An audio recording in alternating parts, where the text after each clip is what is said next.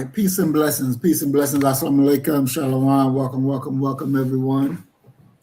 We are back, and our topic today that we're talking about, the uniform and the noose, the paradox of Black patriotism.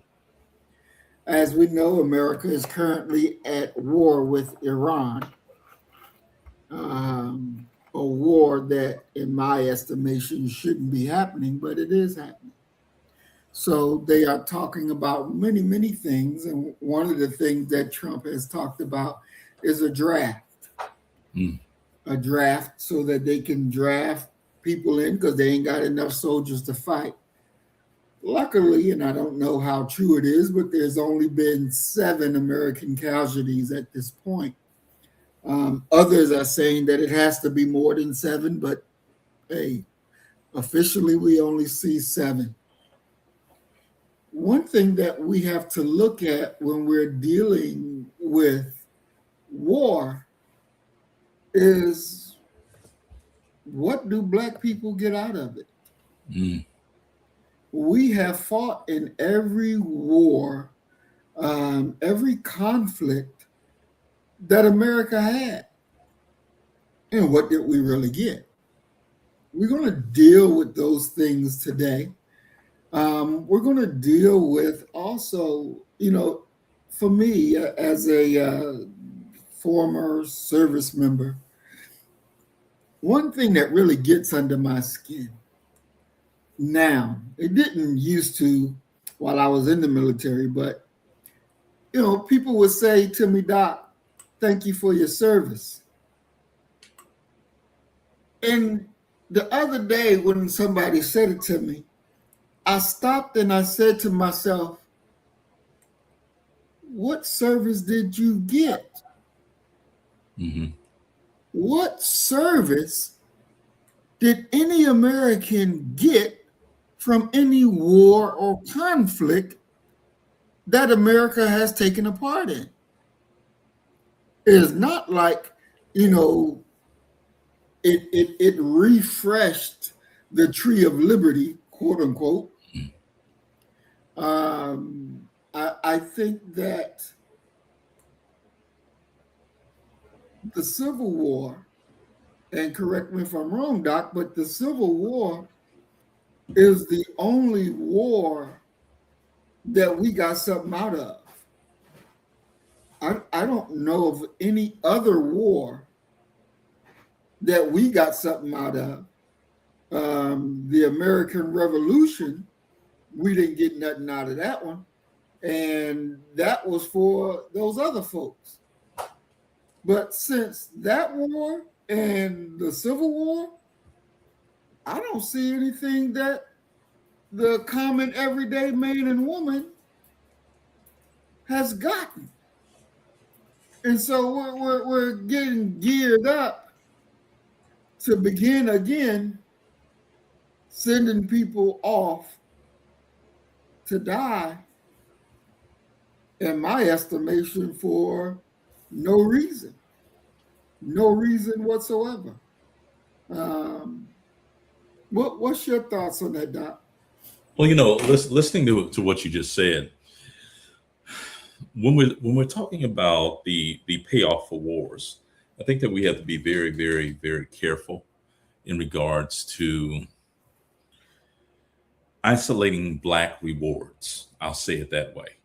And expand the discussion to the common man in general. And I think that clears some things up a little bit more and kind of sharpens our lens in regards to the Black experience in the war, as well as what's the fallout, what was the benefit for the war. And of course, we have to separate it from tangible to intangible gains. Listening to you, what you just talked about, when we talk about the American Revolution, I would disagree that our people didn't get anything. And by our people, I mean persons of African descent who were forced here, or their ancestors were forced here through the transatlantic slave trade. If you go back and you look at it, many of the individuals who served in the American side are going to receive freedom. Those who served on the British side, and the name that is coming up in my mind right now as I think about this is Lord Dunmore. Lord Dunmore's army, which was a British unit, and they were fighting for the maintaining of the original deal, which is quite simply these colonists are supposed to be British subjects, and their entire purpose for existing is to enrich investors, and they're to serve at the behest of the crown. And of course, we have the whole argument of no taxation without representation, and we have the response from Britain, which quite simply says you have virtual representation because you are British subjects. Any decision that we make is aimed at benefiting you as well. It's benefiting the mother country as well as all of her subjects. Those who fought on with Lord Dunmore's army, and it's a very funny story surrounding this population of Black folk that Oprah Winfrey is involved in. They were promised freedom as well, and they received freedom as well. The problem is that they didn't read the fine print or negotiate close enough, because they were under the impression if Britain is saying that they're going to free you, that you would be deposited in Britain. That's not what happened. And that's the reason why it was a flippant quip that Oprah Winfrey made during one of her shows. And what she says is, there are no Black people in Nova Scotia. And so you have all of these Black folk who are the descendants of people who fought on the side of the British, who are going to film themselves, and they're going to send in their films to the Oprah Winfrey show to prove that there are Black people in Nova Scotia. And how did they get there? They got their freedom as a result of their participation on the British side with the American Revolution. In regards to the U.S. Civil War, what I'll say is the benefit was the establishment of the 13th, 14th, and 15th Amendment. Now, the law is one thing, and it's one of the reasons when I talk to my students, I ask them, do you believe that you're free? And invariably they say, well, equal. Do you believe that Black people are equal to white people in this nation? Invariably they say no. But I challenge them and I say, name me one law that white people have that Black people don't have. That is a question that I refer to as a trap question, because there is no special law for white folk versus Black folk. However, the application of that law is something that was totally different. So the 13th, 14th, and 15th Amendment are in many ways curtailed. The one war that I would say that Black folk really received something from, and it was due to their own energies and activism and what have you, it would be World War II. We learned from World War I that we needed to continue to fight when we came back because of the Red Summer of 1919. They were lynching Black soldiers in the streets of America. We call it, the Red Summer. Mm-hmm. After World War II, we have Charles Hamilton Houston, and the other key figure that is often forgotten during recreations of this moment is going to be A. Philip Randolph. Randolph was a labor man, and Houston was a legal scholar. They're going to lead the charge that leads us to Black equality that we get on paper once again with LBJ signing the Civil Rights Act of 64 and the Voting Rights Act of 65. And then we're going to have another round of legislation come 68 as well. So I would argue that those are the things that you received. However, there is no easy way to talk about, when you're talking about the Black experience, the application of what's put down on paper. You can't legislate people's behavior, people's worldview, and what have you. And you also shouldn't separate what the common man received on both sides of the racial divide, the Black side and the white side. And when you're looking at World War II, probably the greatest benefit, there is no probably to it, the greatest benefit that we received after, and I'm talking about white men after World War II was the GI Bill. And they're going to utilize that GI Bill to actually go to college. And ironically, it'll be the GI Bill that will allow many of them and their children to avoid compulsory service through the draft that you were talking about earlier. And I yield with that, brother. Now, Doc, I want to go back and touch on that because both of those, especially World War II, you talked about the GI Bill. And that's true. You know, people got GI Bill, blacks and whites. But the thing about that with the GI Bill, it was largely denied to black veterans. Yes. Through yes. And that's, the local discriminatory practices. Without a doubt. So that's why I highlighted that white men. That's the thing that really boosted them up. Was that GI Bill, and it's something that you have to measure the benefits. You can't just measure the benefits by saying what black folk did or did not get. Compare it against what white folk got, and that'll give you like a highlight. And so the GI Bill is one of the most glaring injustices that happened coming out of the World War II. Definitely. And so the problem that we have as a people going to give our lives for a country that really don't give shit for you. They don't fight for you.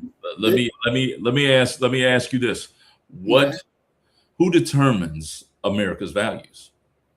Americans. Because when you say that America doesn't care anything about you, whose values are being represented in that statement?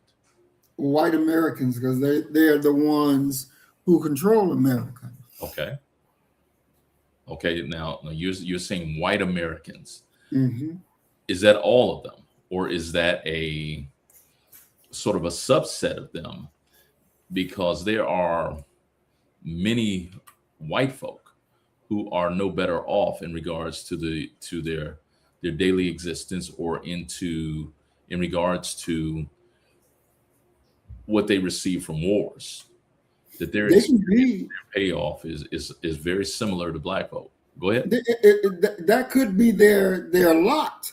Yes. But because they go by what the color of their skin is and they go by their whiteness, they don't see that they have much in common with the everyday black man or woman, that they're on the same poverty level. They don't see that.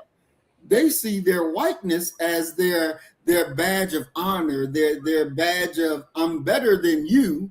So therefore, that makes me on the winning team and you're on the losing team. It's just like when you're dealing with old Skip Gates, and we remember what happened to Skip Gates. Now this man, he the president buddy. He the president buddy. But here you have this police officer, this low budget police officer, rent-a-cop, who disrespects Skip Gates and arrests him for breaking into his own house. Now, even Skip can say, I can prove this is my house. But his rich words, his culture, his education didn't mean a damn thing when it came to that cop saying, no, nigga, this ain't your house. And because this ain't your house and I don't like how you talking to me, I'm taking your ass to jail. And then what did his friend, the president, the most powerful man in the world, what did he do? He got up there and said, well, I think the police acted stupidly. And what do people police do? Low level, another white man, low level. He get out there. You don't be saying that the police acted stupid. We did our job. You should apologize. So, no matter how big you are with your skin color being black, you can be the lowest on the low totem pole white man. And you still have authority to tell that black man, I'm going to take your ass to jail, nigga, and it ain't a damn thing you going to do about it. You don't own this house because I say you don't own this house. See, as I told you, I'll be at a conference, Black Studies Conference this coming week.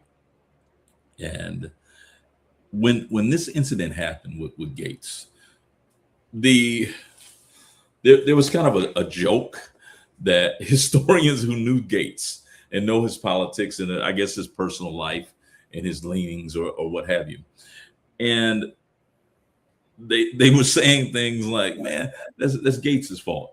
Because when the officer asked him to prove that this was his house, they said, now you asked me to prove if my house is my house. He said, I can walk you straight into my house and I can point to not only myself, but also my family, this, and that. And the joke that they would tell and they would laugh, they said, the problem is that Gates ain't got no black people in his house. He ain't got no pictures of no black folk. And that's what sunk him. So, I don't know if that's true or not, but that's what many people were saying behind his back and really having a good old uproarious laughter at Gates. Yeah. And this thing that we have to deal with, because it's like you said, and you're correct about that. The laws on the book don't say white folk, don't say black folk. Yeah. It don't say nothing like that. So the law is this, and this is the law of the land. But when it's applied, it ain't applied equally. Yeah, I mean, that's what that great poet of the name of O'Shea Jackson said, Ice Cube, in one of his earlier albums. He says, you better duck because the book is coming. So just pass your car keys over to your woman. Because if you're black and you're going in front of a judge, you're going to jail. And it's just what it is. That every study after study has proven that black folk receive harsher sentences than other groups do. But when you're talking about the awesome power that follows behind whiteness, it makes it very difficult to, number one, expect fairness, but it also makes it almost impossible for you to have any semblance of significant patriotism. Because for the majority of white folk, I'll say it this way, that for the majority of them, patriotism is merely a euphemism for white power in the support of a white worldview. And the moment that you disagree with that, they have the capital to label you as unpatriotic. Mm-hmm. And one of the things that I tell people often is that I'm not conceding anything. And I mean, I'm not conceding anything to them. America is my land. And I dictate how I view America. I don't give them that power because I recognize the sacrifice, the blood, and what have you of this nation. Yet at the exact same time, James Baldwin said it this way. He says, I love America more than any other nation, any other country in the world. And that's why I criticize her. So we have to get to a point where we understand that a little bit of rebellion is good for the soul of a nation. It's the suppression of that renewal factor that should scare everyone tremendously, but it doesn't, because it often benefits them immeasurably. Definitely. During the Civil War, for the North, over 180,000 black men served in the United States colored troops. They faced constant threat of being sold into slavery, yes, or executed if captured by the Confederacy. Yes. And we have to understand, you're fighting on the North side, and they will threaten that they're going to sell your behind into slavery. Yes. And then when we look at the outcome, their service was definitely instrumental in the Union's victory Certainly. and the passage of the 13th, 14th, 15th Amendment. Mm-hmm. The post-war period saw that the rise of the Black Codes and the KKK Mm-hmm. effectively stripping away many of those hard-won rights, many of those hard-won gains, Mm-hmm. stripped. And this is what I say when we're understanding what did we get. The minute that they can tell you, oh, if you don't do this right, we're going to sell you behind the slavery. Or the minute the war is over and you think you've achieved something, and then they let the Black Codes come in, they let the KKK come in, you know, they do the, what is it called? The grand betrayal, Mm-hmm. and just say, to hell with it, you know, let them do what they do. Yeah, That's something that has to be taken in consideration when we're thinking about going to give our lives for a nation that has not changed. It has not changed. Yeah, but I mean, when you say a nation that has not changed, you're talking about a mentality, a worldview, the fact that whiteness is actually a drug that they become addicted to, and they have no compulsion, no desire whatsoever to divorce themselves from it. That's one thing.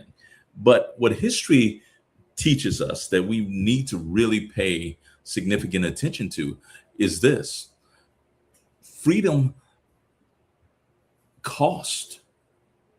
Freedom is violent.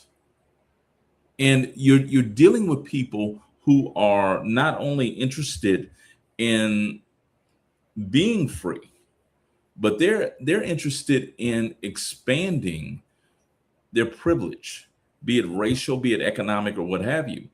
And until you really take a true history, a true look at American history, and see that all of the progress was violent, all of it. The establishment of this nation was violent. When they sent you to Vietnam, you had to be violent. It reminds me of Malcolm, when Malcolm says, how is it that when you were over in Vietnam, you were so violent, but when you come back here, you're going to be meek as a lamb? Mm-hmm. We have to have an understanding of what our place is and where we want to go. And you're going to have to fight not only in regards to preventing a regression of our people being pushed back politically, economically, socially, but you're also going to have to fight for the expansion and the extension of your rights and your placement. The problem, one of the significant problems within Black America, it is not that we are afraid of violence. It's that our violence is not informed by political understanding. As Fred Hampton said, that politics is nothing but war without violence, and war is nothing but politics with violence. We're using violence on each other,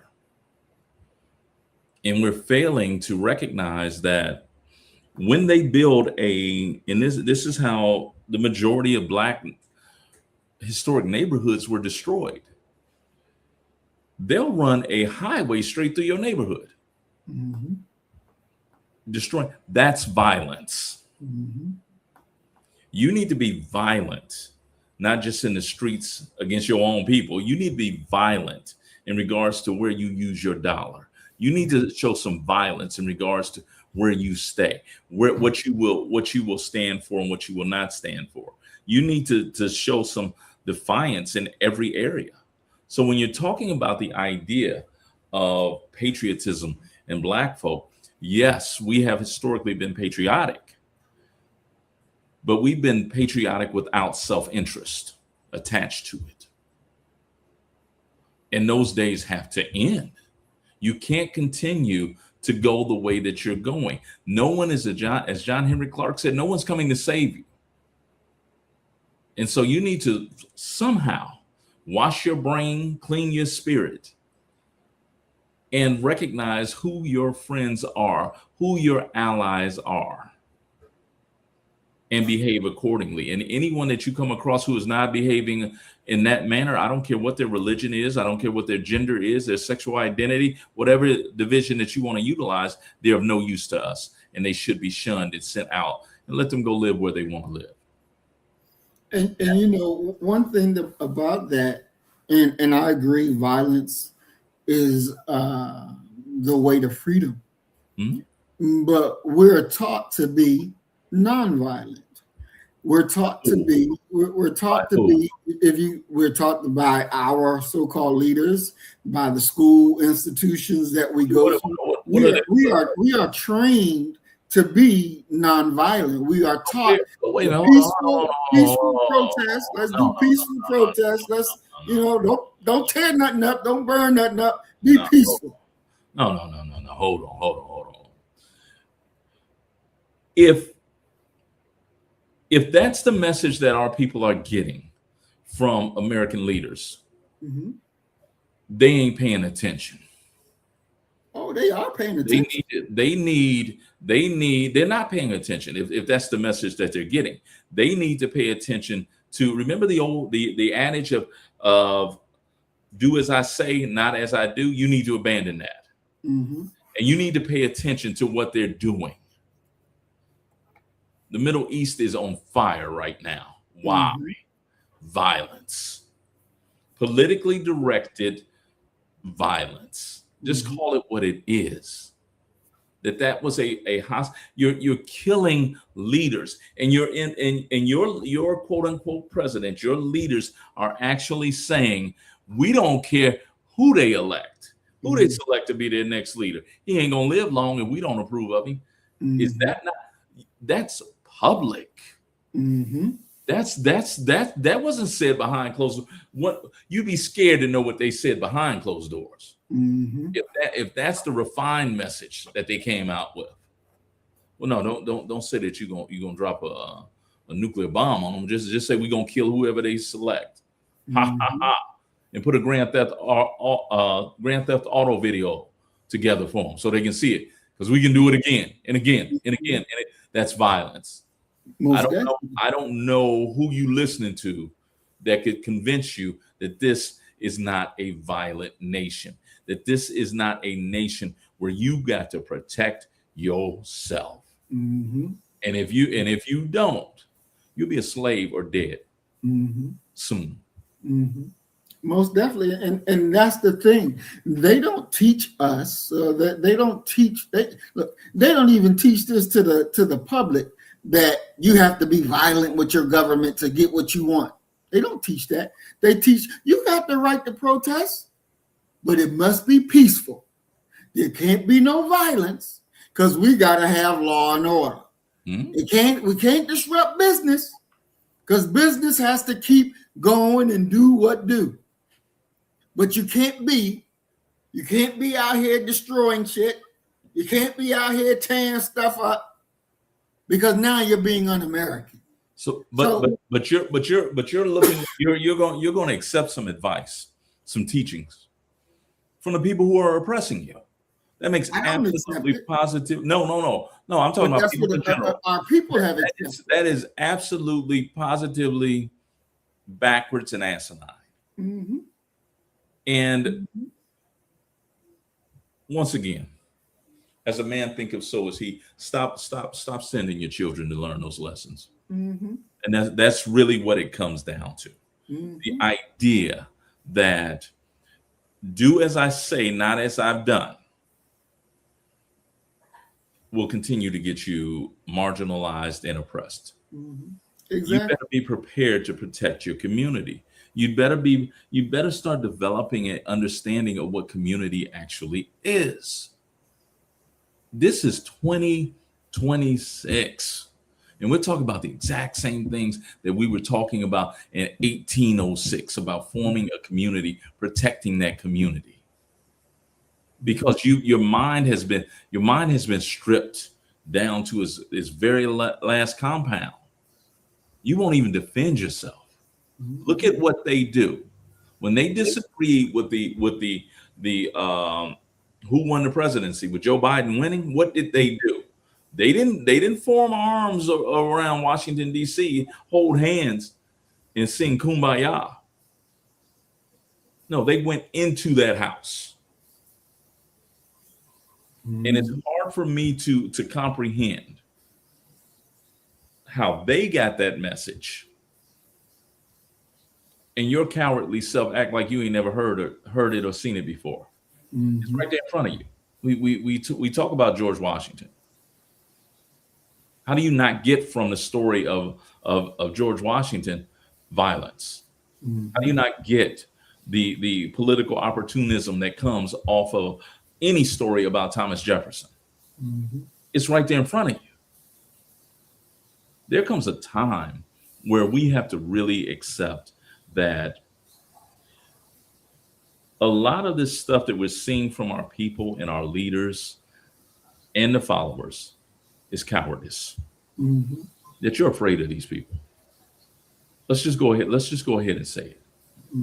That, and one of my very good friends, Mario Martin, he uses this term. He works with the youth, and he said, when I look at brothers who have their pants sagging and all of that going on, he said, I call it the look of the defeated, because you're not even willing to enter the arena.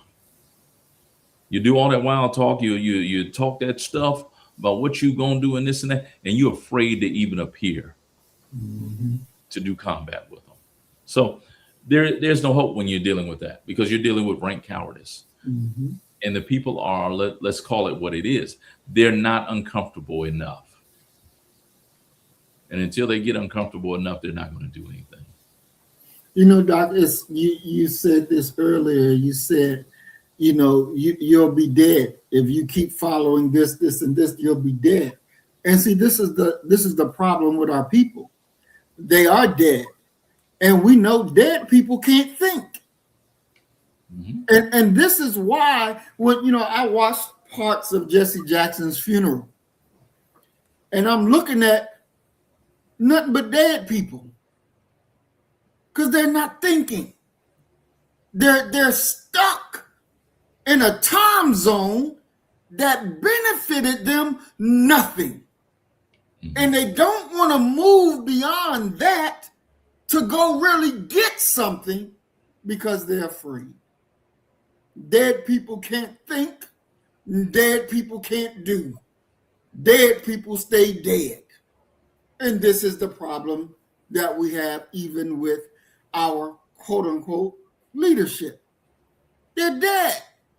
Yeah, but you have to,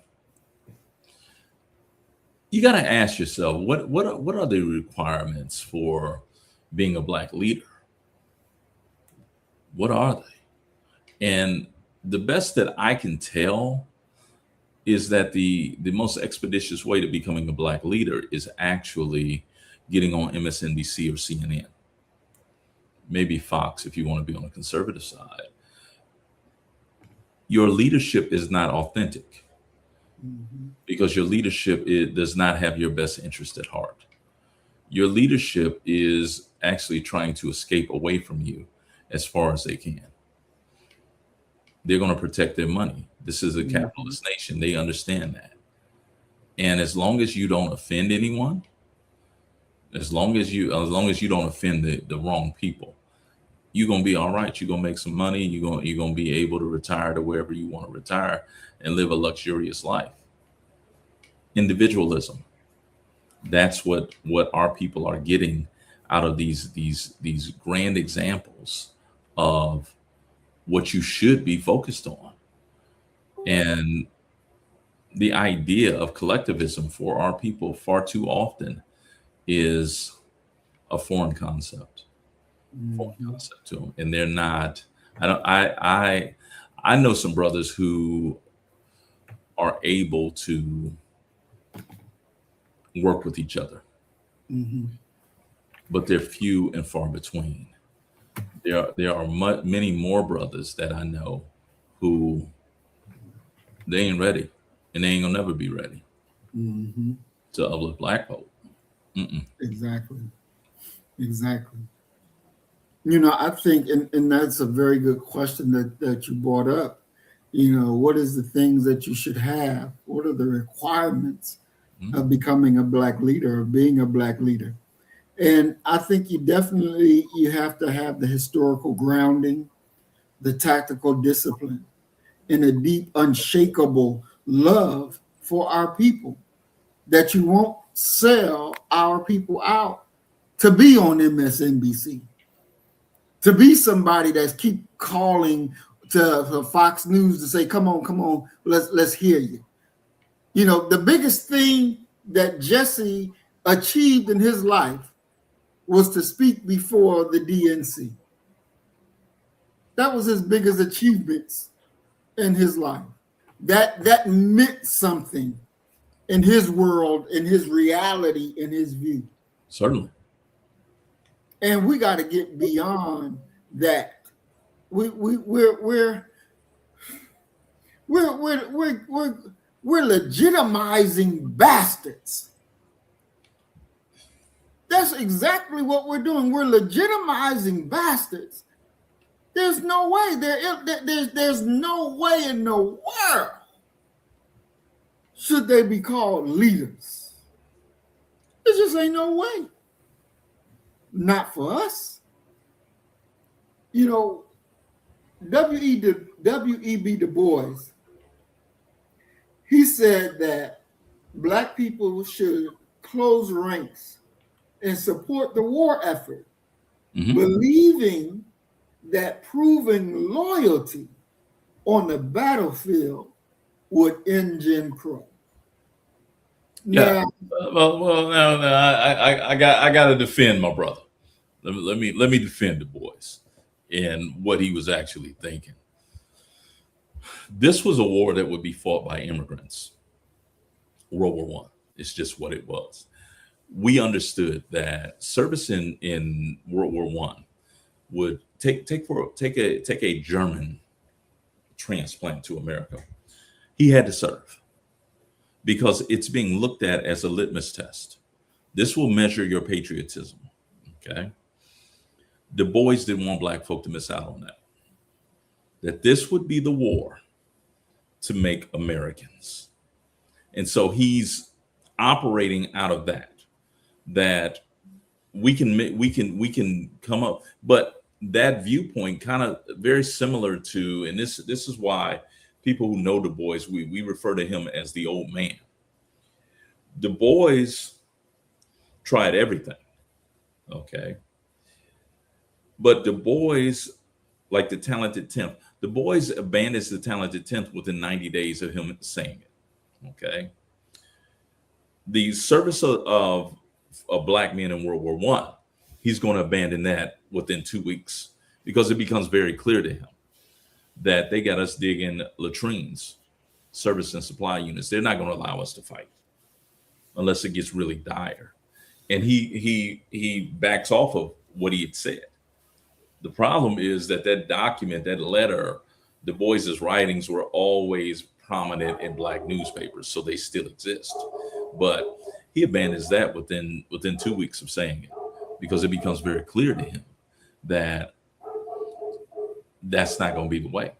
It's not going to be the way. And go and look at Du Bois's letter that he wrote titled "Returning Soldiers," because that Returning Soldiers letter is going to be the one that in every way represents what Du Bois is thinking during the war and after the war. That when you return, you better return fighting. And that is in many ways the mantra that we're going to see from Charles Hamilton Houston and Asa Philip Randolph when you're looking at the Double V campaign, that Black soldiers need to be talking about victory abroad and victory at home. So that's where that thrust for World War II actually comes from. All right, excellent. And I'll definitely take a look at that. But the thing I say, I have to ask the question, well, did he think about it before he even let it out his mouth? If he just a week later says, "Oh man, I shouldn't have said that." Well, I mean, he's dealing with there's a lot of things that are surrounding Du Bois that colored that belief, and one of them is Du Bois being one of the few black folk who were involved with the founding and the operation of the NAACP. Du Bois is the principal writer for the Crisis magazine, the NAACP's literary organ.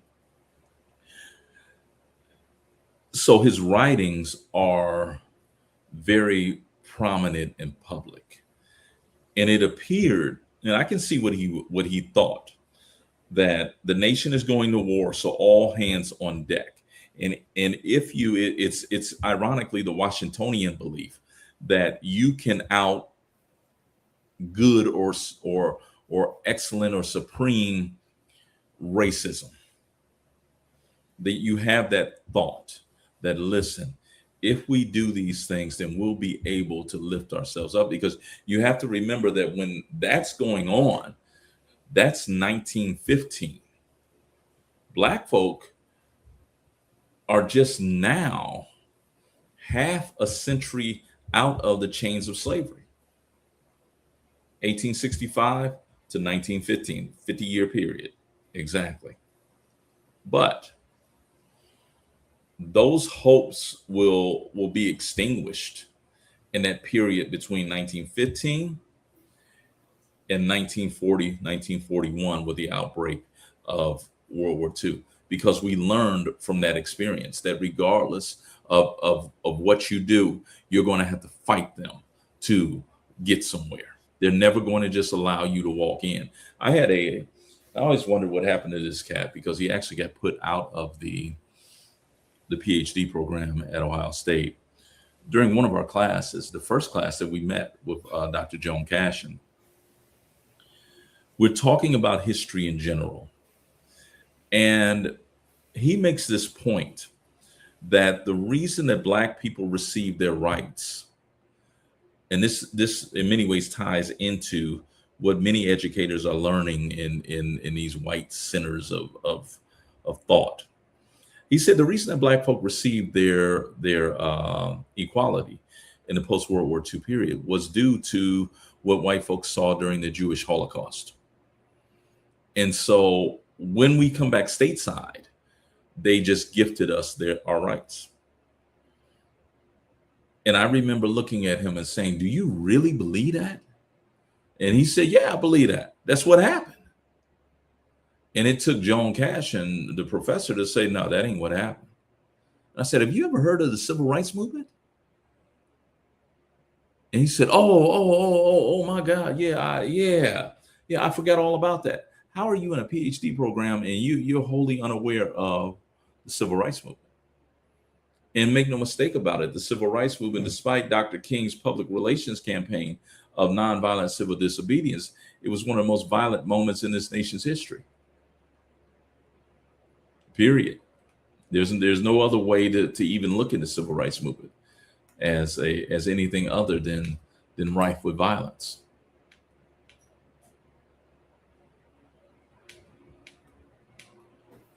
That type of violence on a whole different level, to be very honest, that our people suffered through.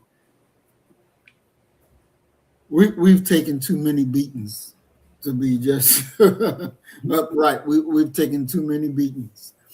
And right quickly before we go to our first video, I want to welcome Earth Angel to the program. Peace and blessings, Queen. We are glad you're here. Earth Angel talks about the white professor Mike that said, if you teach them to use the back door, you won't have to tell them again. They'll use it going forward. You know the irony of that right there. Number one, Carter G. Woodson said that in Miseducation of the Negro. But my best friend, he actually goes to that school that he teaches at that school where the lady said that. And what's happening is that the school he teaches at is being ejected from one school, and they're putting another, New York City. They move schools around or whatever open space they have. And the black students and black parents are upset at another school that that their school is being dismantled. And she made that comment right there, but she also said that black folk are too stupid to realize when their school has failed them and their children. And I guess there's something, there's something that could be said for that. But the thing that you ultimately are left with over and over and over again is the undeniable reality that you're allowing other people to pour into your children.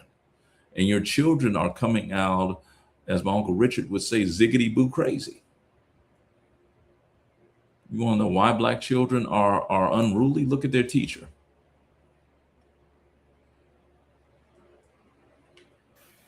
Definitely. So our first video that we're going to watch and then come back and discuss is going to deal with the 369th Infantry, the Harlem Hellfighters. Mm-hmm. So let's go ahead and share this.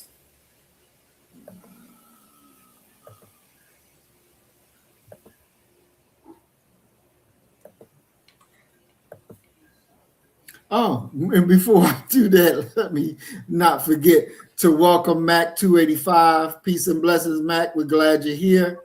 Go ahead and ask Mac if he had any of them turkey wings. And big brother Willie Rivers, peace and blessings, big bro. I was so glad when they shut the turkey leg hut down. I said, yeah, it serves his black ass right. And we also want to welcome big brother Willie Rivers to the program. Peace and blessings, big bro. We're glad y'all are here. Now let's share this real quick and come back and discuss it.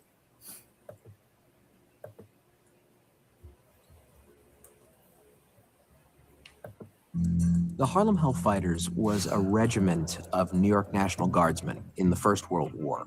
They were set up to fail by their own government.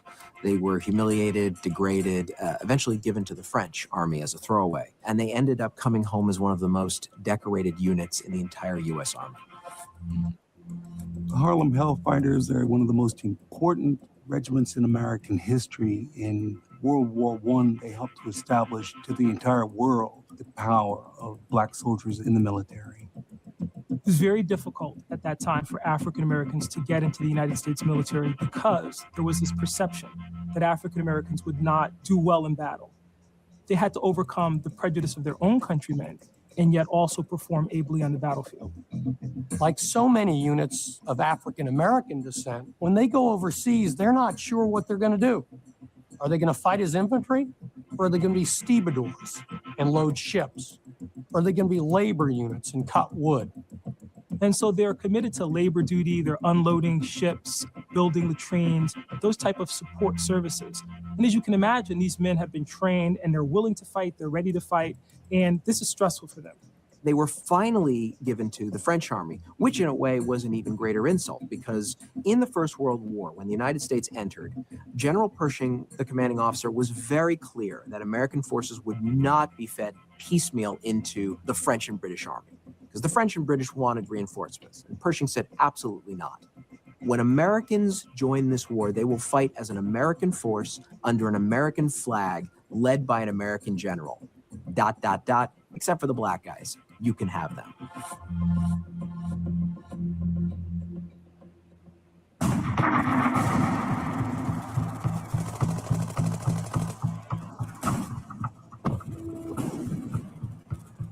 Henry Johnson is perhaps one of the most remarkable black military heroes in U.S. history. And he found himself in no man's land with Private Needham Roberts manning a listening post. And Needham Roberts hears click, click, click. He realizes somebody's cutting the wire. It's potentially a German raid. And so Roberts is passing him grenades and they line up these grenades and the Germans actually do come across the lines. Roberts is hurt and now Henry Johnson is left to defend their position and to stave off this attack. And then he makes the mistake of jamming a French cartridge into his American gun, and it no longer will work. And the Germans are on top of it.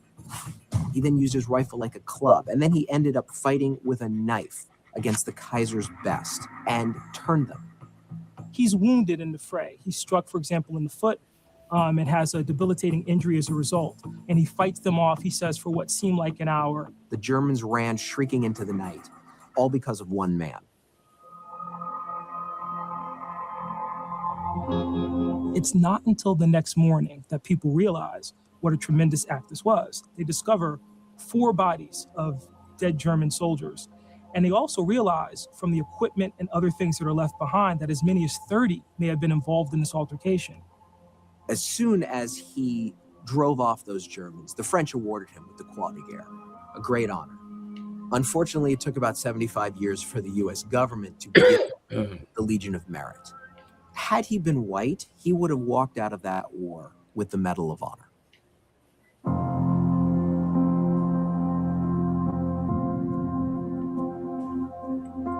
What was so shocking to me when I began to research the story of the Hellfighters was that after they had performed so magnificently in combat, the United States government actually sent a memorandum to the French government, essentially implementing Jim Crow, essentially saying, don't give them some notion that they are equals, because we don't want them taking that notion back to the United States and demanding equality. When he come back to the United States, he's not awarded the Purple Heart. There's no notation in his military record of his injury. And so he winds up not being able to work because of this injury. He doesn't get any kind of assistance from the army or from the government as a result. And he ends up dying in 1929 penniless. So it again shows the paradox. Here's this great story of valor and of courage on the part of the soldier. And ultimately, he comes back to a nation that doesn't honor that sacrifice. We tend to think we all know American history so well that the story of the Harlem Hellfighters should be one of the first stories told.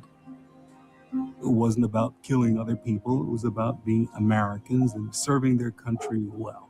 That was the inclination of the Harlem Hellfighters. When you are African American in 1917, democracy is armor. Democracy is a weapon. And to fight for a war to make the world safe for democracy was something more than just some ethereal crusade for the Hellfighters. It had concrete results. They were fighting for the rights to be a citizen of the country that they were born in.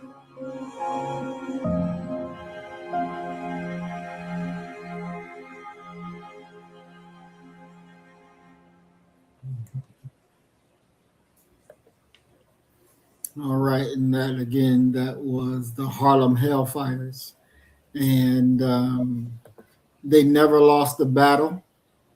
They never lost ground, and I believe, if I'm correct, they're the only unit that could actually say that they never lost a battle, that they never lost ground, and that is a hell of an accomplishment, especially in a war zone. Listening to that, after all of their heroics, that the government of America would actually send the French government a message after you done said, nah, you don't want them wearing your uniform, go ahead and put them in the French uniform. They're not worthy to wear ours. And then tell them, make sure that they stay separate. Don't let them have the thought that they're equal with white people. Yeah, See, I mean, it's from the top on down, Doc. I don't dispute that at all. I don't dispute that at all. I mean, the truth of the matter is that you're dealing with a peculiar mentality and monster when you're dealing with American whites. They're not even the same as Europeans. And if you ask Europeans, they'll tell you that American whites are not their kind. They're not their kind of people, to be honest with you. You're dealing with a people who have had a racial identity that has been mishmashed together to the point where their ethnic identity has to be hidden. It's very similar to what you'll see when you talk to Nigerians, you talk to some Africans, and you ask them, who are you? They'll say, I'm Nigerian. Well, if you press them a little bit further, they may say, I'm Igbo, I'm this, I'm that. That's kind of what whiteness is. That when you're in this land right here, you're white. And you inherit all of the historical stink that comes with that name, despite your attempt to separate yourself from it. Yet when you go back to the old country, now you're Irish, now you're Polish, now you're Italian. You want to ride along the countryside, you want to enjoy from whence your forefathers come. Yet when you make it back on the other side of the Atlantic, you're white again. So it's a very peculiar mentality, worldview, and it's one that, to be honest with you, will never go anywhere in this nation, because it's something that the youth are inundated with and indoctrinated with. And we've seen so many generations. We saw in the 1960s, you had the hippies, the that was like, yeah, we're gonna be different from our parents. By the time they hit 30, they was just like their parents. Mm-hmm. Hip hop has seen the exact same thing. Mm-hmm. It is possible for white kids to enjoy hip hop. No, I know a lot of white kids who love Public Enemy, Mm-hmm. but it's just music to them. It's not protest music in regards to freeing Black America. It's a more social and cultural type of thing for them. So I'm not surprised at all. The historical record, when you look at the Black experience, it's a hell of a predicament to be put in. That you're a part of a nation that in many ways has a ceiling in regards to how far they will allow you to go. Yet will vilify you if you do not support them in their machine, which is maintaining how far you can go. It's an extreme irony, and one that, how do we handle it? I don't know. And to think that, or to put it in its proper context, Mm-hmm. that when they came home from war, and again, they never lost a battle, never gave up ground. They spent more time in continuous combat than any American unit. Mm-hmm. Top of the line, top of the top, best you got, and America still wouldn't own the right and say, yeah, they with us. So they returned. They returned, and then they had to deal with the summer of 1919, the Red Summer, where white mobs threatened by the sight of seeing Black men in uniform. Yeah, Black men in uniform gave them fear, gave them like, oh, what, the nigga think he better than me? Oh, he think he the same as me? But let's situate that within the historical record. I like the way that you said it. You said that white folk, when they came back, white folk were looking at them. The thing is that World War II, like Du Bois said, it will be the war to make Americans. Yet at the exact same time, it's also the war that led to the disappearance of the Irish, the Polish, the Russians, the Italians, these new immigrants. They disappear. And they're repackaged and reformed as white folk. The rallying cry, the flag that they're going to assemble under is hatred of Black folk. It's what Malcolm was talking about when he said the first word that the immigrants learned when they hit Ellis Island is nigga. So hatred of us becomes the bonding agent for this 57 flavors of Europeans that have come to this nation. So now that's going to be their path to being white. So we have to be very clear in regards to, there are several pivotal moments in regards to the development of racial dynamics in America. One of them is Bacon's Rebellion during colonial society, where all these poor people are going to join together, and the crown is going to break that up and start emphasizing the difference between Black and white folk. because there was no difference in colonial society to that point. They were all dogs. And one of the other more prominent ones is post-World War I, where these new immigrants who have gone to fight for their nation, that they're Johnny-come-latelys to, are going to be welcomed into the under the umbrella of whiteness, because let's be very clear, there's strength in numbers. And if they can convince these new immigrants that they're actually white and that that's the path that they should follow and go and rally behind, well, they're going to control the nation for a long time. Now, yield, brother. Yes, sir. And so I think it's important that our people understand, and not just because look at for y'all white folks that's watching, you're getting a very good education. You're getting a very good education, a quality education, so that you'll be able to see and understand exactly what is meant when we're discussing the paradox of Black patriotism, Mm-hmm. and understanding from which we're talking about. So, like we said, when the soldiers from World War I, the Black ones came home, and whites saw them in their uniform, they were threatened. That now the nigga gonna be better than me. So they got violent, and start lynching them in their very uniforms. Now these men fought the best, bravely, the best. And then they came home back to Jim Crow. Lynchings ran ruckus throughout the country.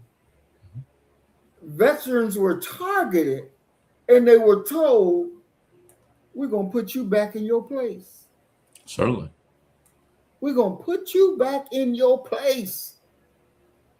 This is what a war hero gets welcomed with at home.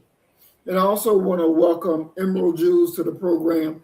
Peace and blessings, Queen. We're glad that you're here.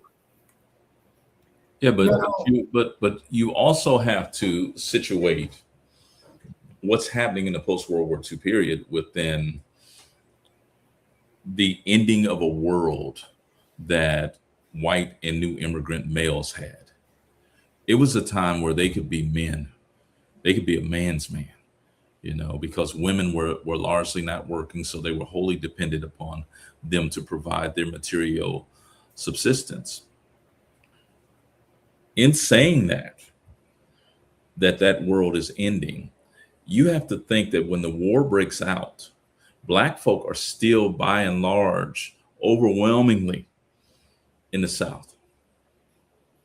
So when these new immigrants leave their ethnic neighborhoods, Bensonhurst, these very, Little Italy, wherever you found that in America.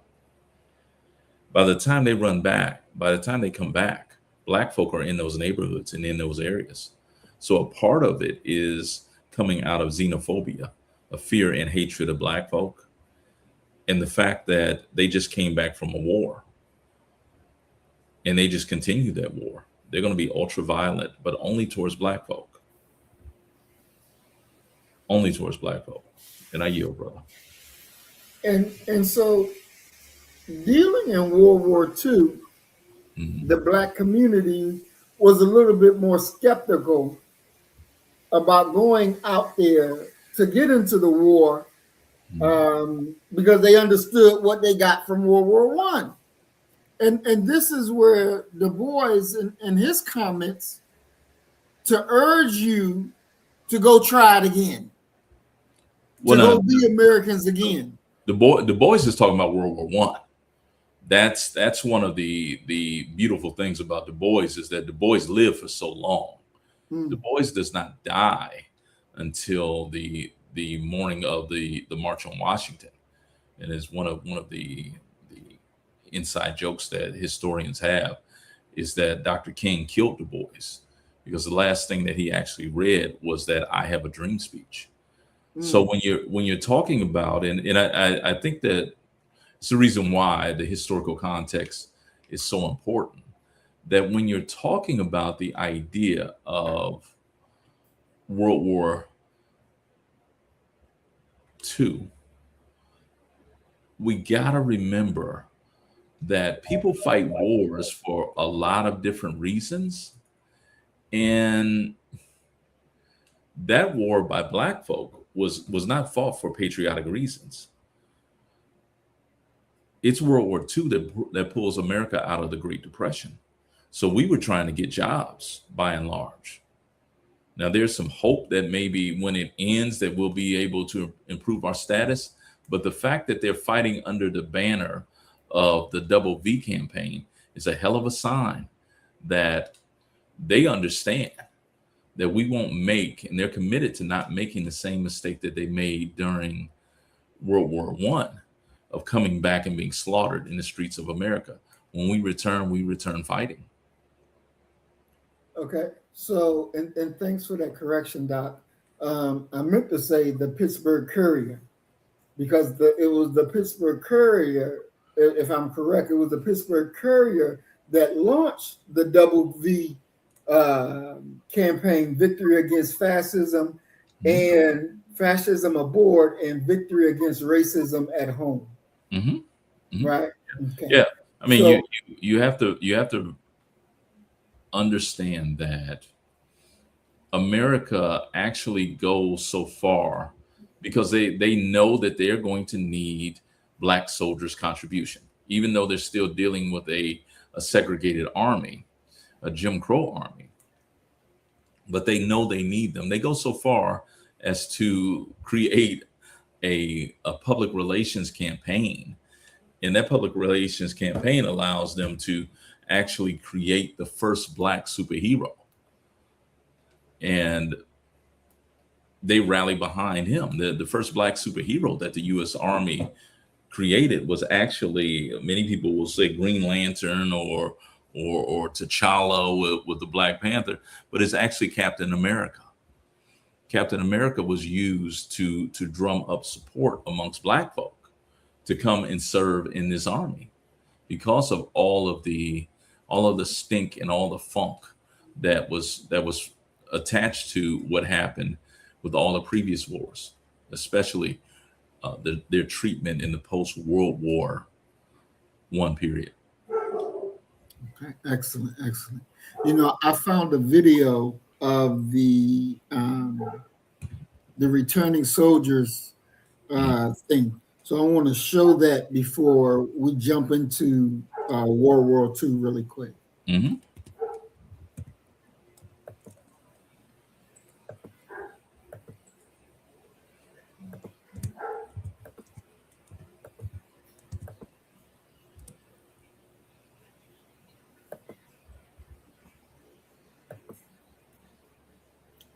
Oops.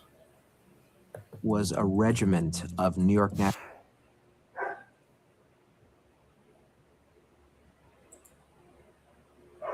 We are returning from war. The crisis and tens of thousands of Black men were drafted into a great struggle for bleeding France and what she means and has meant and will mean to us and humanity, and against the threat of German race arrogance. We fought gladly and to the last drop of blood for America and her highest ideals. We fought in far-off hope for the dominant Southern oligarchy entrenched in Washington. We fought in bitter resignation for the America that represents and gloats in lynching, disenfranchisement. For this is the hateful upturning and mixing of things. We were forced by vindictive fate to fight also. But today we return. We return from the slavery of uniform, which the world's madness demanded us to don, to the freedom of civil garb. We stand again to look America squarely in the face and call a spade a spade. We sing, this country of ours, despite all its better souls have done and dreamed, is yet a shameful land. It lynches. And lynching is barbarism of a degree of contemptible nastiness unparalleled in human history. Yet for 50 years, we have lynched 2 Negroes a week, and we have kept this upright through the war. It disenfranchises its own citizens. Disenfranchisement is the deliberate theft and robbery of the only protection of poor against rich and black against white. The land that disenfranchises its citizens and calls itself a democracy lies and knows it lies. It encourages ignorance. It has never really tried to educate the Negro. A dominant minority does not want Negroes educated. It wants servants, dogs, whores, and monkeys. And when this land allows a reactionary group by its stolen political power to force as many black folk into these categories as it possibly can, it cries in contemptible hypocrisy. They threaten us with degeneracy. They cannot be educated. It steals from us. It organizes industry to cheat us. It cheats us out of our land. It cheats us out of our labor. It confiscates our savings. It reduces our wages. It raises our rent. It steals our profit. It taxes us without representation. It keeps us consistently and universally poor, and then feeds us on charity and derides our poverty. It insults us. It has organized a nationwide and laterally a worldwide propaganda of deliberate and continuous insult and defamation of black blood wherever found. It decrees that it shall not be possible in travel nor residence, work nor play, education nor instruction for a black man to exist without tacit or open acknowledgement of his inferiority to the dirtiest white dog. And it looks upon any attempt to question or even discuss this dogma as arrogance, unwarranted assumption, and treason. This is the country to which soldiers of democracy return. This is the fatherland for which we fought, but it is our fatherland. It was right for us to fight. The faults of our country are our faults. Under similar circumstances, we would fight again. But by the God of heaven, we are cowards and jackasses if now that the war is over, we do not marshal every ounce of our brain and brawn to fight a sterner, longer, more unbending battle against the forces of hell in our own land. We return. We return from fighting. We return fighting. Make way for democracy. We saved it in France, and by the great Jehovah, we'll save it in the United States of America. Or know the reason why.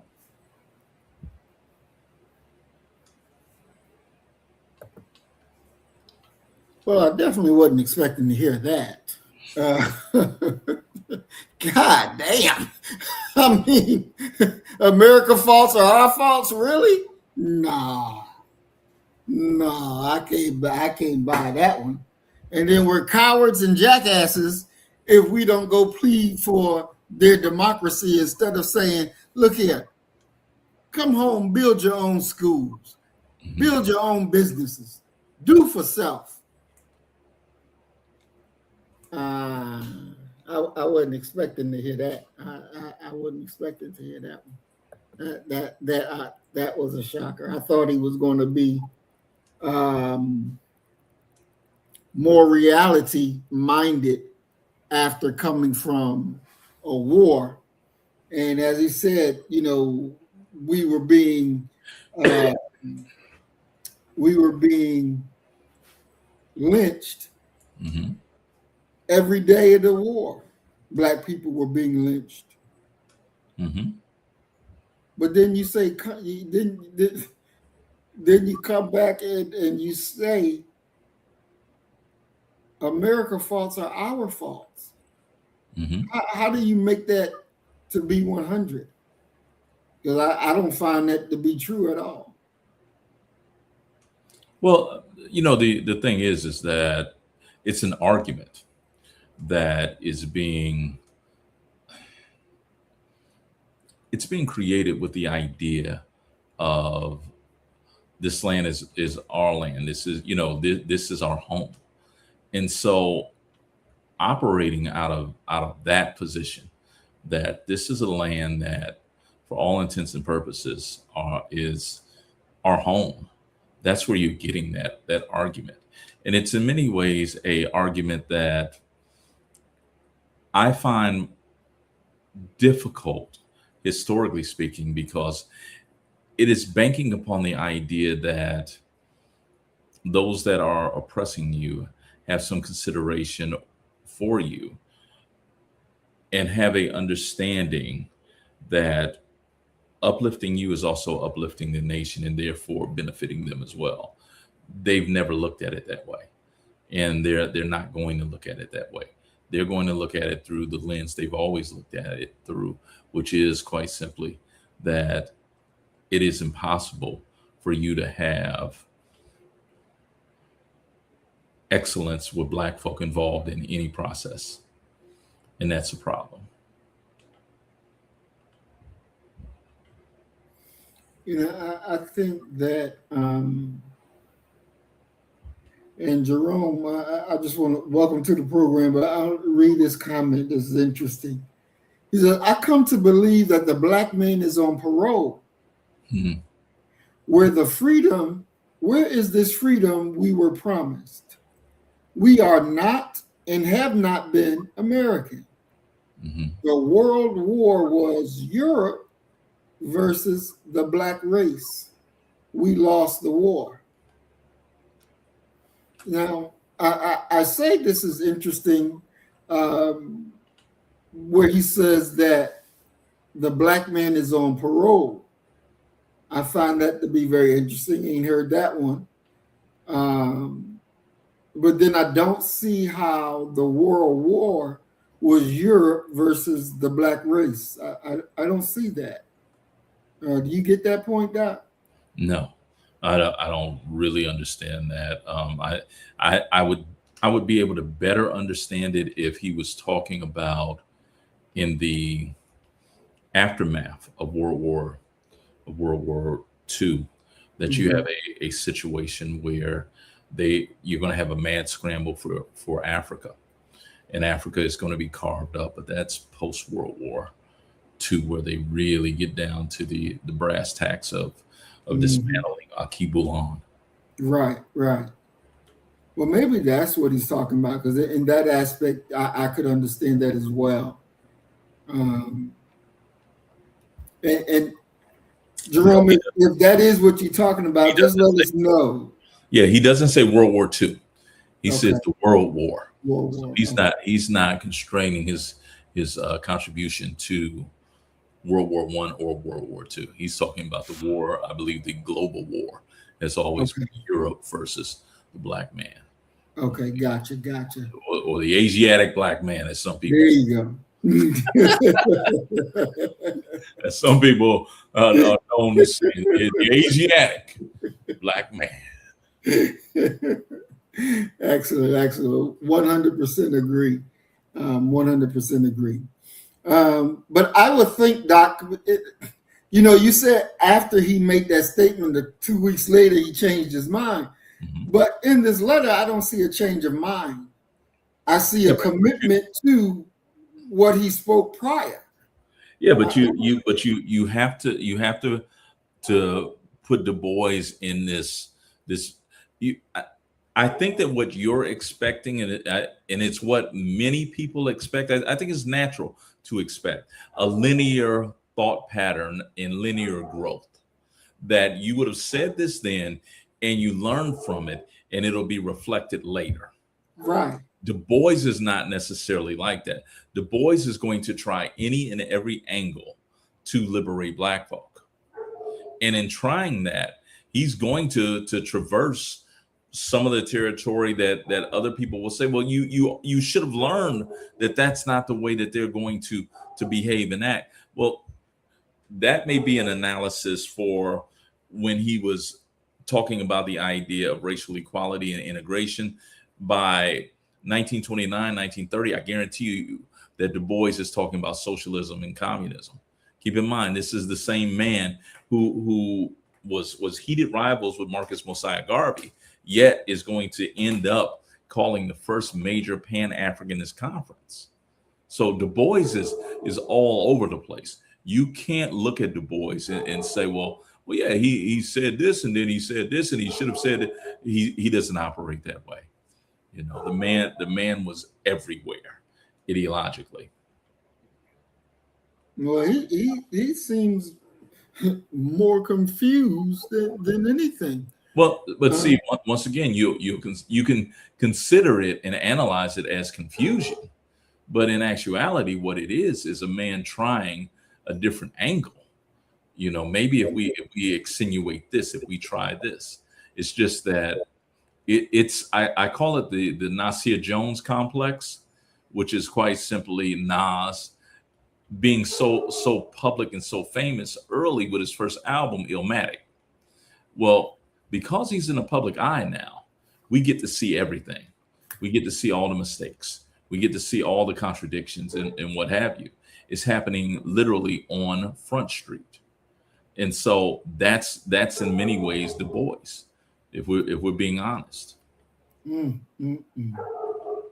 Wow. That's really eye-opening. Eye-opening. So dealing with World War II, we had the Tuskegee Airmen, and we had the 761st Tank Battalion, the quote-unquote Black Panthers. They shattered the myths of Black intellectual inferiority and physical inferiority that they claimed that Black people had. But we excelled at everything that we do, like we do on a normal basis. And coming out of that, understanding that, yeah, you're supposed to get the GI Bill, you're supposed to get this, you're supposed to get that, and you didn't get it.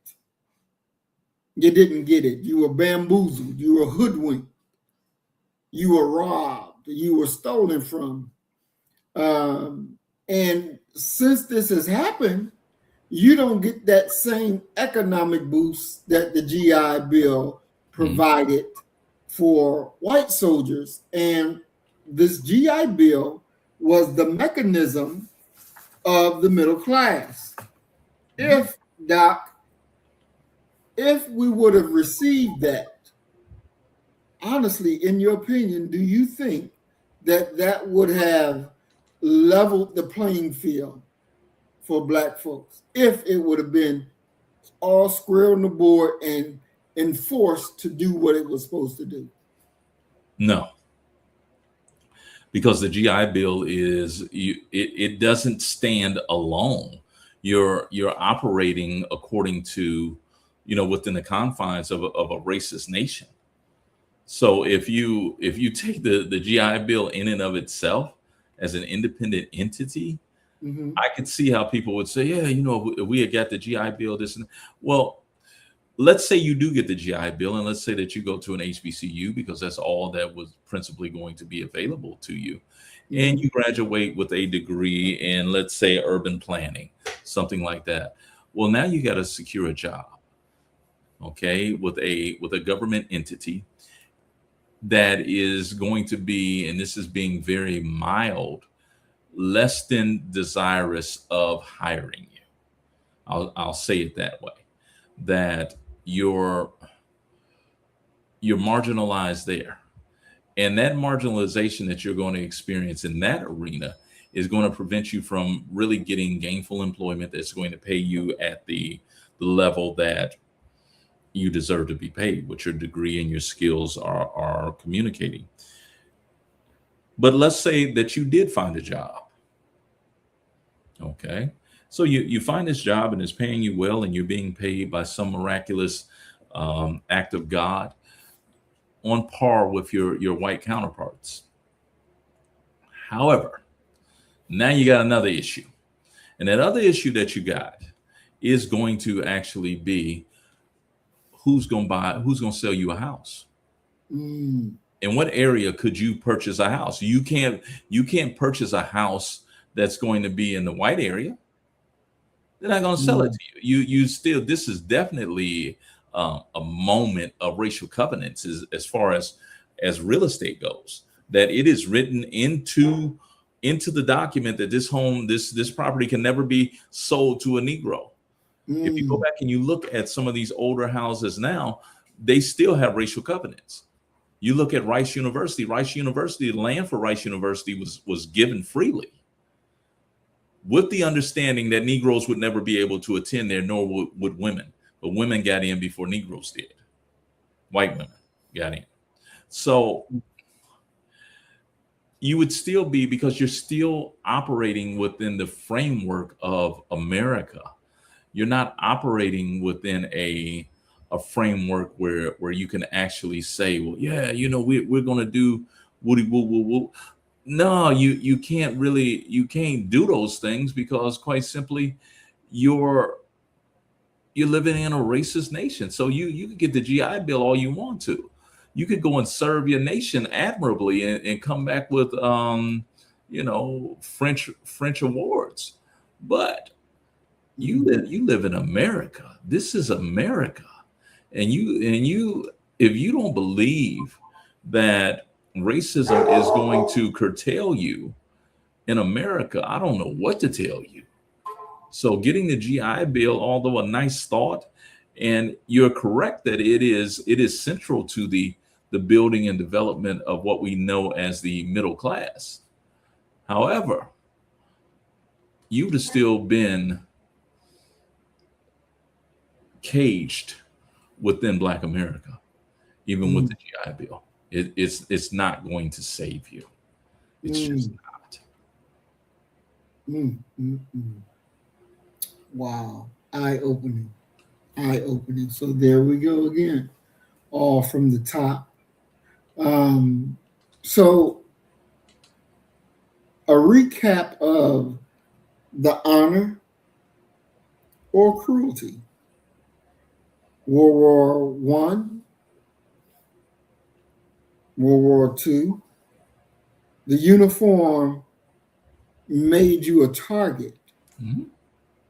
Seeing a Black man with dignity of a soldier was an affront to the hierarchy of that time. Yes. Now, Doc, just real quickly though, how could they come up with that and not say, you serve, you've been through what I've been through, I serve, you a brother? How? Yeah. How could they not come up with that? Where was that? Because you not in the exact same foxhole, but you in a foxhole. You know what it's like when them boom, boom, boom, boom, boom, boom is firing down on you.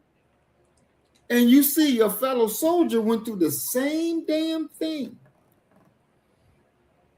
And you couldn't even give him. So you saw Negro soldiers go through the same thing white soldiers went through. Yeah. You saw that. I mean, no, I didn't see it because I wasn't there. But they knew they were in the uniform. They knew what they went through. No, I disagree. Because quite simply, when people have their mind made up that they're going to arrive at a certain decision, they'll jump through hoops to make it there. We see that on a daily basis with contemporary politics. So what they're doing, and this ironically takes us back to Du Bois, and you have to think about studies like the bell curve. We're talking about eugenics, the idea that there is a racial hierarchy between amongst the races, that some are smarter, some are dim-witted, some are courageous, some are not. It's the same type of thinking that led to Black quarterbacks not being allowed to play in the NFL for so long, because you are intellectually inferior. So if you use that as your base, your prejudice and your discrimination, you don't know what the hell they were over there doing. It wasn't what we were doing. I bet they didn't run up a hill and into fire, because they ain't got the courage to do that. So when you don't know a people, you're going to it's Ralph Ellison's The Invisible Man. He says, I'm I'm a man of flesh and blood, but I'm still invisible. Because what people do is they pin on me their prejudice and their discriminatory views. So to hear that black soldiers served admirably for the French, I don't believe that shit. You trying to tell me, let me get this right. You trying to tell me that these people that we know run from battle, when they got over there to Europe, they was all courageous. Because what is your evidence that they're not cowardly? What is your evidence that they think like you think? In many ways, you don't have any evidence like that, because your baseline has been that to denigrate them, that they're really nothing. And the sooner that you understand that they're nothing, the better off you're going to be as a person. You damn sure better not trust them. Because you'll look up and you'll be the only one over there fighting. Trust me, I know what I'm talking about. Can you trust? I mean, really, can you trust a black quarterback to lead you back? When you have that type of doubt in this disdain for black folk, where you're really in many ways questioning if they're human. It reminds me of Du Bois's The Souls of Black Folk. Why does he title his book The Souls of Black Folk? Because they were saying that we were a subspecies and didn't have a soul. So you're fighting against all of that.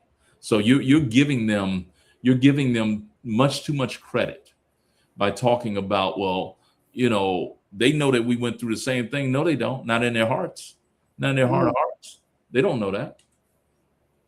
Because you're not capable of doing that. Why are you sitting up in here lying to these people? You ever met a smart Negro? They probably all just bust out laughing. A Negro ain't got enough sense not to come to our restaurant knowing that we spit in their food. A Negro ain't got enough sense not to shop here, knowing that we would never hire them. Even a mule would have enough sense to get out the way. They ain't even got that. So when that's your base understanding of black intelligence, you're going to make your way somehow to explaining away black excellence. I mean, come on, think about it. You know, a broke clock is right twice a day. I guarantee you that what they're saying happened when they were fighting with the French. That's just French trying to be nice and polite. They didn't do that when they was over here, and totally obliterate and ignore the fact that they weren't allowed to fight when they were there with you. Wow. Now that is something. I mean, that's their mentality. That's what they see when they see you. You know, there's a supposition that, and this ties all the way down to affirmative action, ties into DEI, that it's impossible to have black folk involved and have excellence at the same time. The fact that black folk are involved, that means that what? That you didn't curtail the standards. That's how they see the world. And there ain't nothing that you can do about that. Think about it this way. If something goes wrong with a plane, people are going to immediately say, well, you know what? I bet it was the black men who were working on the plane, the mechanics. I bet it was. That's why you can't put them in crucial positions. Okay? You can't, because they don't have the mentality, they don't have the mental dexterity to be able to handle things. Okay? And keep in mind, that message is not just going to black folk, it's all to white folk, it's going to black folk and black children in particular. But if it comes out that it was a white pilot's error that led to the crash, you're not gonna hear them flip it around and say, "Oh, well, next time you get on a plane, oh, what color is the pilot?" Right. Now, if the pilot comes out and he's white, oh, okay. But let it been a black pilot. Oh no, I'm not flying with with it's tied into, because I believe that our molecular DNA, our cells have memory. And so you're dealing with people who are entering this world from the moment that they were conceived in the womb, whose DNA has been fed negative views and understandings about Black folk. One of my very good friends, his mother is a white lady. Their plumbing went out. He was looking for a plumber. Now they live in the heart of the ghetto. She said, "Don't you call no black man. If you want something done right, you better call a white man." And he said, "Man, I ain't never been that hurt in my life." I'm like, "Well, she's white." And there's some black people who feel that way as well. Mm, mm, mm. Mm. Wow. Wow. Better wake up. As Earth Angel Remix says, that's the burning hate that the Bible speaks of. That is the burning hate. All right, let's go to our next video.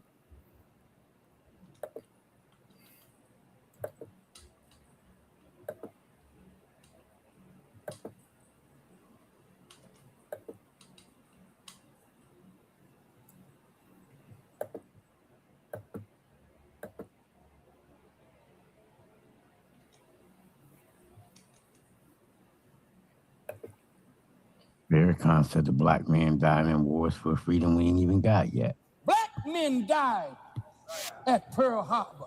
Black men died in Guadalcanal, in the Solomon Islands, Listen to him. in the Philippines, at Iwo Jima. Black men died in North Africa fighting the Germans. Black men died at Anzio Beach, Listen to him. at Palermo, at Naples, to free Rome, to free Paris, to free Europe. Damn it! Damn We it. died We to died. build America. Damn it. And America has rebuilt Germany and Japan, and the nigger is still suffering and dying in the streets If of you're a America. supporter of the channel, much love and respect. If you're a hater, And so the truth that we just heard the minister speak, Doc, that black men died in all those wars, all those conflicts. But the black man at home still has nothing. That's right here to this modern day. So when you're But Whitey's on the moon. It's just what it is.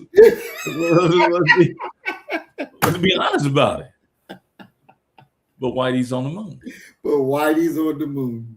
Damn, that was right on time, Doc. I mean, but Whitey's on the moon. You know what? You know, come on. Come on. Damn, that was right on time. But Whitey's on the moon. But Whitey's on the moon. I mean, come on, man. People sit here like they surprised, but Whitey's on the moon. You know good well what the game is. Whitey's on the moon. He ain't concerned with nothing else. He's on the moon. These little problems that you got, your little nigga mind. You can't think about things that he thinks about. Your thoughts, he's like God to you. His thoughts are not like your thoughts. Your little infantile thoughts. They cute and all that, but you ain't going nowhere near the moon. And that's what it comes down to. Whitey's on the moon, man. You know, and don't you forget it. Exactly. Mm, mm, mm, mm. See, I think I'm gonna have to. For those who don't know what Doc is talking about, I'm gonna see if I can find the video real quick. Do you have it, Doc? No, No. not if, I don't have my big external drive in front of me. No, this is Gil Scott Heron. Whitey's on the moon. Mhm. Oh, act like y'all surprised. Y'all know Whitey's on the moon. Went over there and fought them wars so Whitey could get on the moon. That's there ain't no getting around that. Mm-mm. Mm-mm. Whitey's on the moon. He's on the moon. Yeah. All right, I found it. I'm gonna play it real quick for those who've never heard it. Here we go.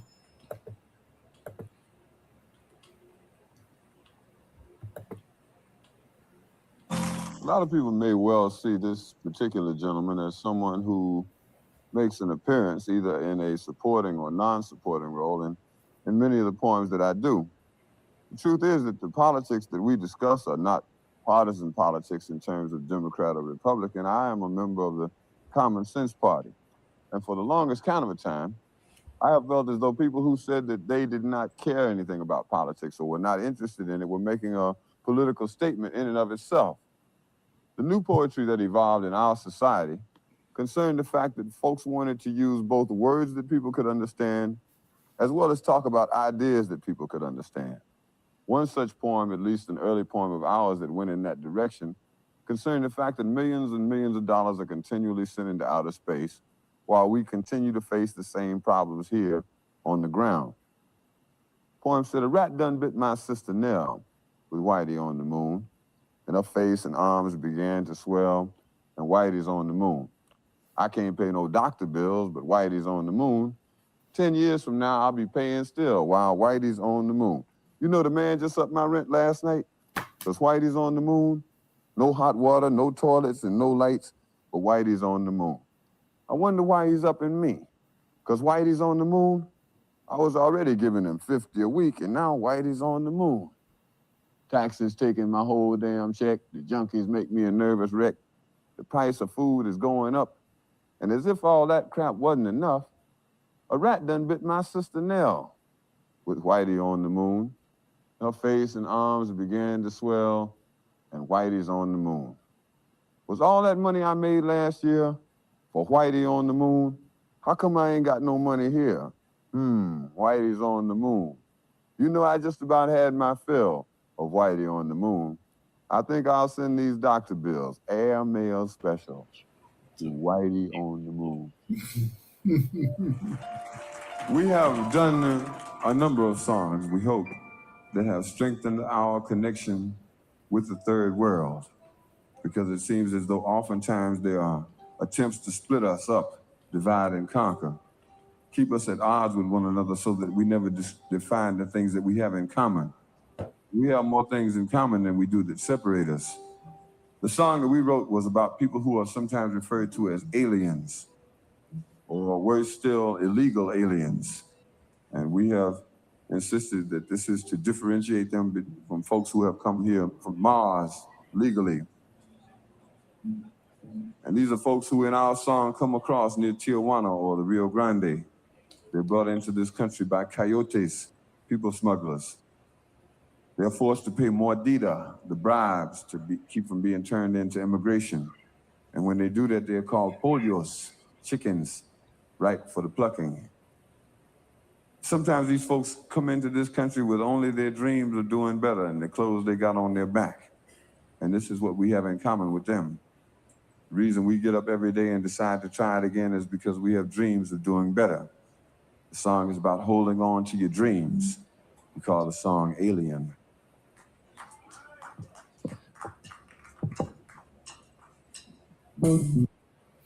All right, that's our brother. And that a very important poem. And I think white folks should definitely understand it as well, because it's the answer to your issues. Seriously, especially for those who are,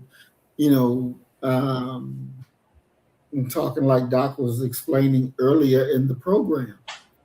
You really have to look and understand what's really being done. And, so with this war that's going on in Iran right now,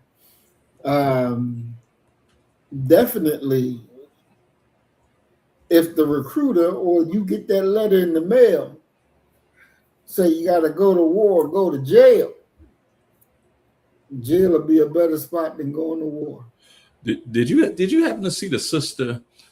I want to say she was on Facebook, and she is she signed up to serve in the military because she felt she had no other options in life. She's on there flexing. You know how they take all their money and they stack it up and they hold it up. That's what she was doing.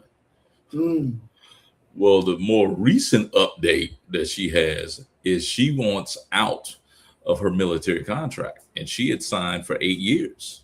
And I mean, you want to talk about somebody that was boo-hooing and crying.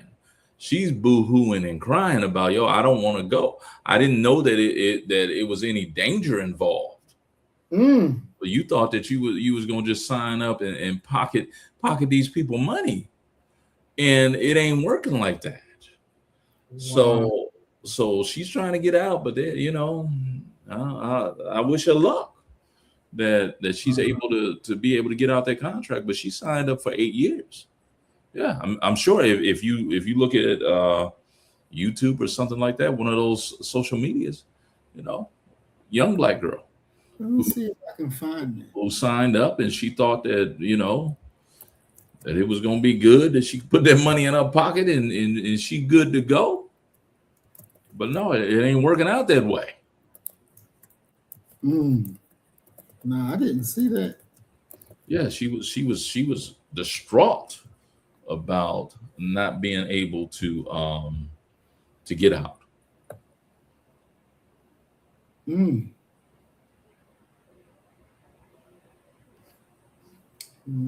You said it's on Facebook? I'm not sure. Oh, wow. It's not showing up on YouTube. We'll just try Facebook real quick because I would love to see that. It was this thing like... okay, it's...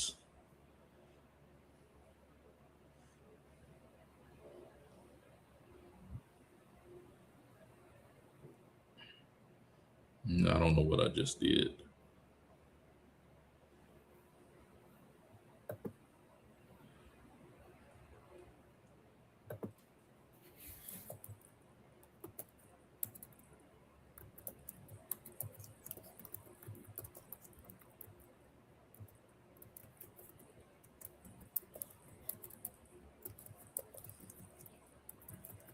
Okay, it's actually on Instagram.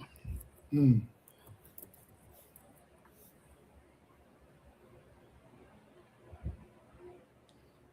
as to how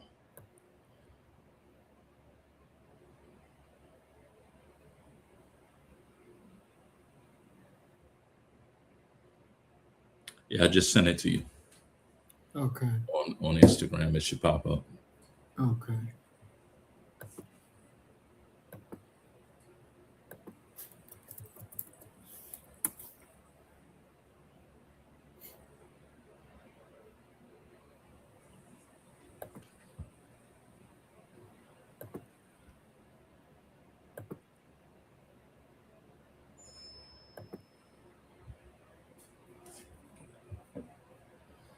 Did you receive it?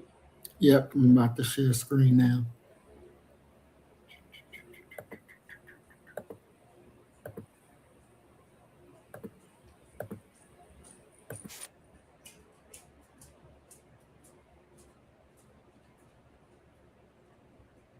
She received from joining the Army last month, but now she's crying and wants to quit.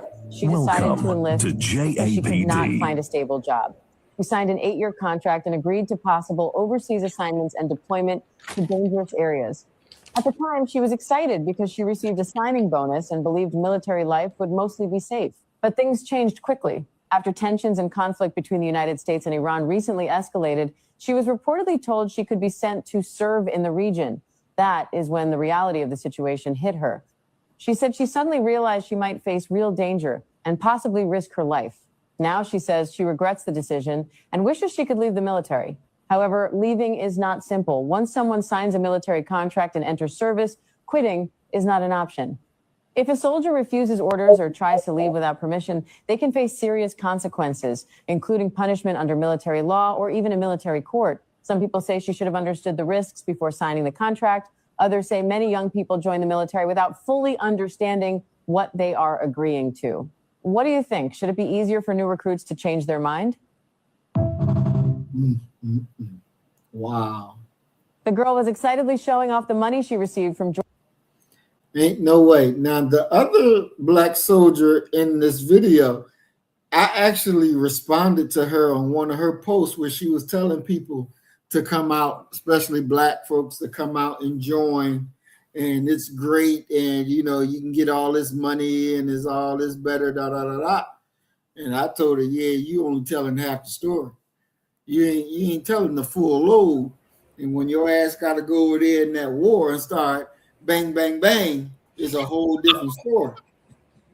Yeah, a whole damn different story. And you don't want a part of that, you know, but you be telling it to make it look like it's all good and all glamorous, when in the reality, shit, when bullets start to fly and your ass sitting right there, it's a whole different language you're gonna start speaking then.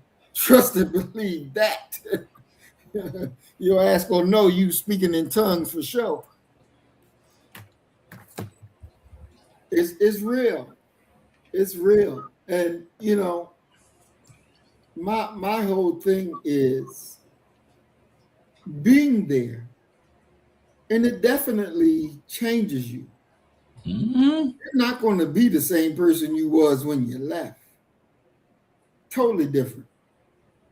Especially you wind up in that war zone. Totally different. Totally different. And do you really want that?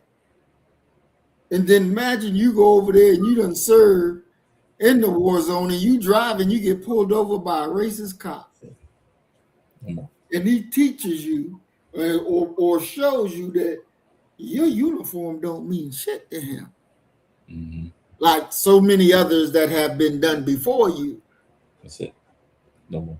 Then the question is, your service that you gave, was it really worth it? Was it really worth it?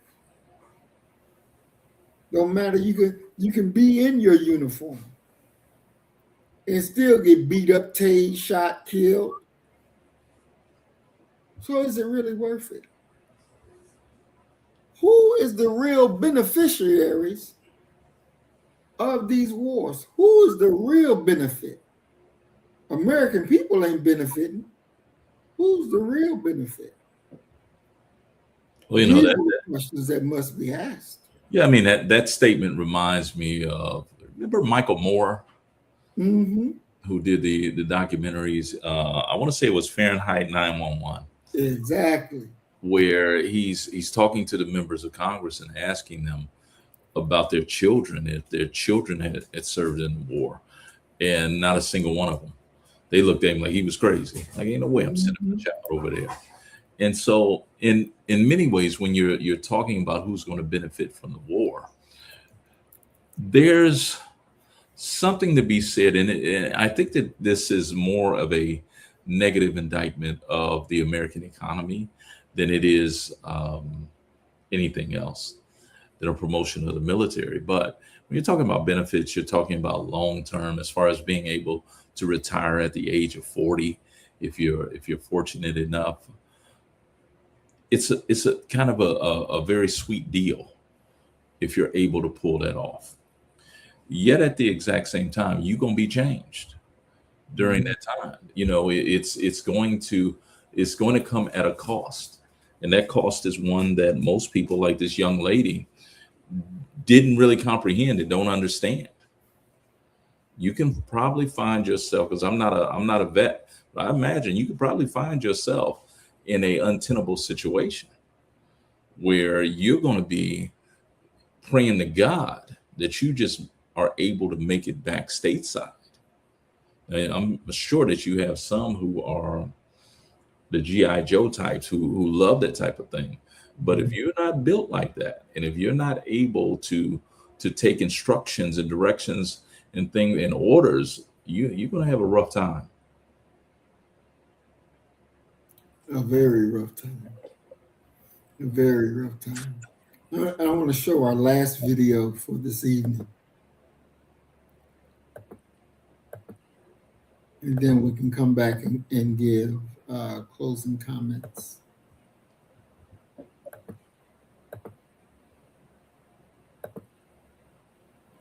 And just as we talked about skip gates, this is another standing.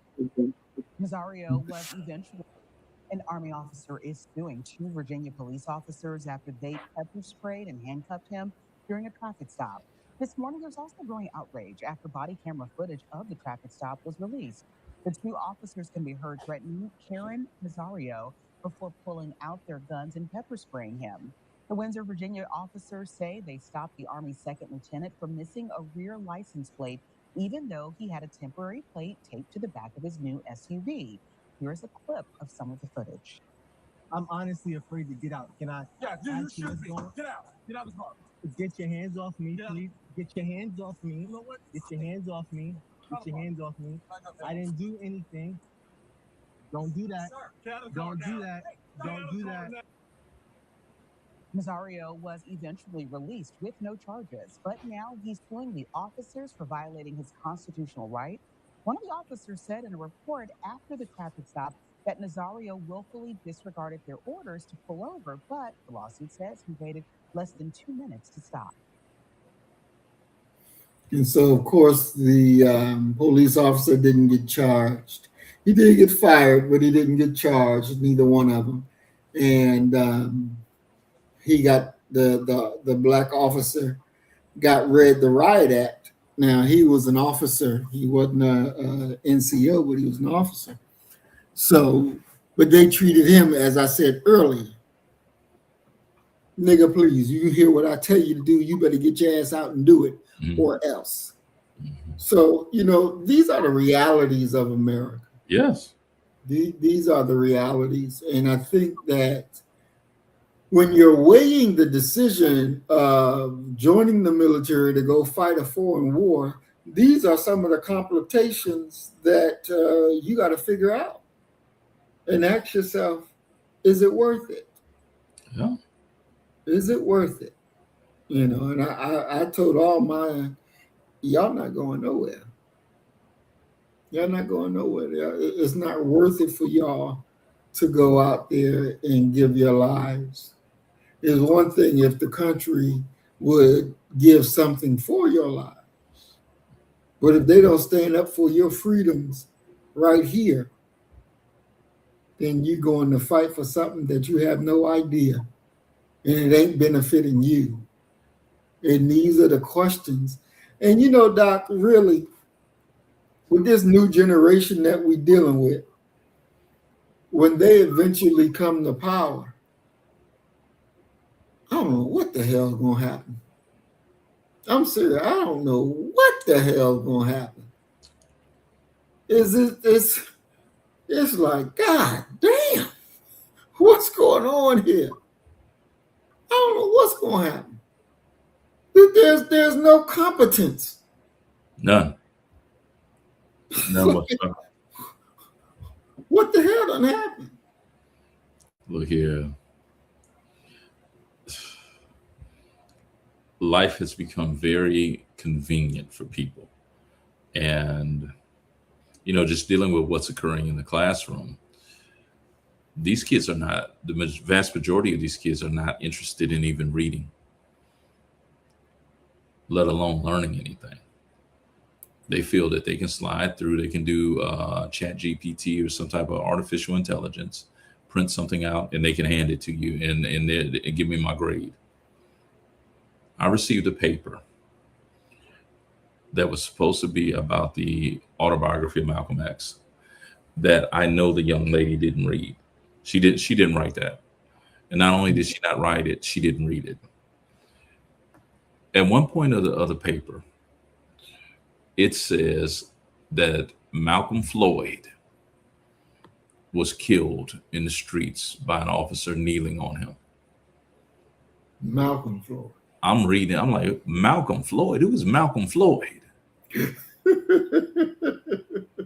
It's supposed to be about Malcolm X. So you didn't use some type of artificial intelligence to go ahead and just put a paper together, and they probably just piecemeal together the a racial incident and put Malcolm instead of George Floyd. It's Malcolm Floyd. Mm. So the idiocy, the nonsense. Like MC Light said, not a good policy. It's who they are and who they've been allowed to be. The idea of hard work, of showing up every day.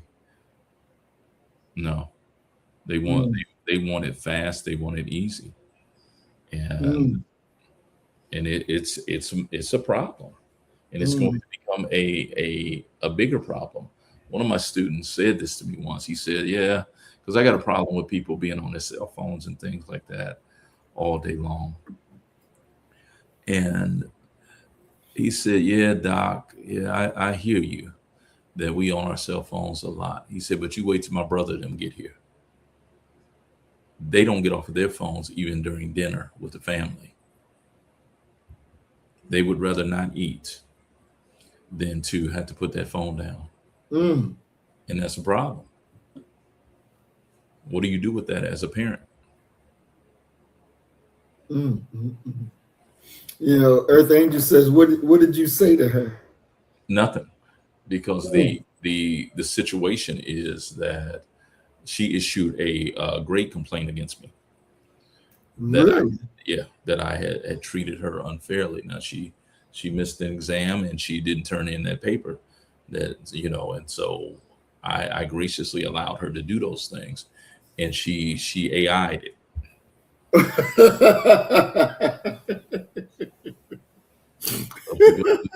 And turn in a paper about Malcolm Floyd. Wow. Whoever Malcolm Floyd is. Wow. There you go. What can you do with it? No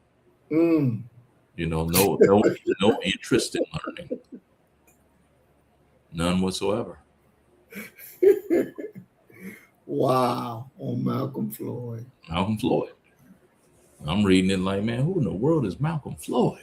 When they were talking about nailed on the neck or the back or whatever, I said, this is about George Floyd.